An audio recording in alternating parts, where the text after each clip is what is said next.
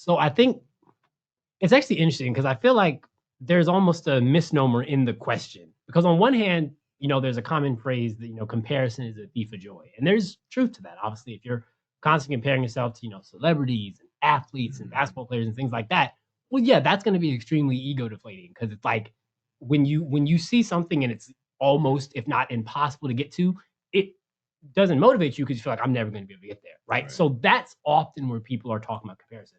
On the flip side, when you're using comparison on real world, realistic examples, that is, in my view, where real motivation can come. So I would say, I think, in order to not use comparison, to stay motivated, you need to learn to differentiate what are the things you should be comparing yourself to and Mm. where you shouldn't. So I think that's really where it's most important. Again, the reason why we have those phrases is because in our society, and we might end up getting to this later, so I don't want to talk too much, but Mm. it's extremely common in our society to be blasted with ads about Dior bag and Gucci this and this and that. And then we all know the way the ads work. They got these attractive people drinking and having, and then that there's all this, there's like all this research, and those commercials are meant to invoke emotions in us. It's like, oh, Mhm. if I have that Gucci bag, I'll have friends. If Right. I have that Gucci bag, I'll get love. Like there's so much that goes into that. And like that's where comparison becomes a thief of joy.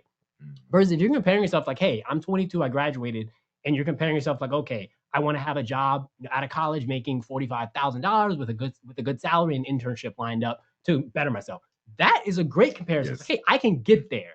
Right. There's something like, okay, I know I have steps. I need to go reach out to mentors. I need to do job applications for decent wages. Like there's steps, and that's where you lead to motivation. So I would say the issue is that you need to make sure you're comparing yourself to reasonable and accurate interpretations of things so that you can be motivated to get there.